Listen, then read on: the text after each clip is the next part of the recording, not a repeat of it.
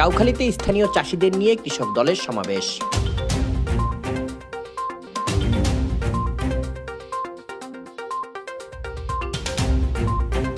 বাংলাদেশ জাতীয়তাবাদী কৃষক দল কাউখালী উপজেলা শাখার আয়োজনে কৃষক সমাবেশ অনুষ্ঠিত হয়েছে।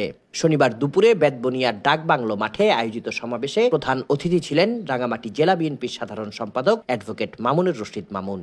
উপজেলা কৃষক দলের সভাপতি শওকত হোসাইনের সভাপতিত্বে প্রধান বক্তা ছিলেন কৃষক দলের কেন্দ্রীয় সাংগঠনিক সম্পাদক চট্টগ্রাম বিভাগ অ্যাডভোকেট রবিউল হাসান পলাশ।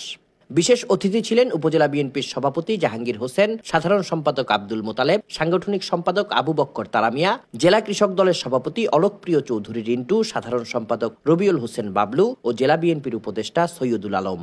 বক্তব্য রাখেন উপজেলা বিএনপির সিনিয়র সহ সভাপতি সাজাই মং মারমা, জেলা কৃষক দলের সহ সাংগঠনিক সম্পাদক গোলাম কিবরিয়া, উপজেলা কৃষক দলের সাধারণ সম্পাদক তোফায়েল আহমেদ, উপজেলা যুব দলের সভাপতি মুমিনুল করিম, বেতবুনিয়া ইউনিয়ন বিএনপির সাধারণ সম্পাদক জয়নাল আবেদিন সহ অন্যান্যরা। সমাবেশে উপজেলার বিভিন্ন এলাকা থেকে সাধারণ কৃষক ও কৃষক দলের শত শত নেতাকর্মী মিছিল সহকারে বিভিন্ন প্লেকার্ড, ফেস্টুন ও ব্যানার নিয়ে অংশগ্রহণ করেন।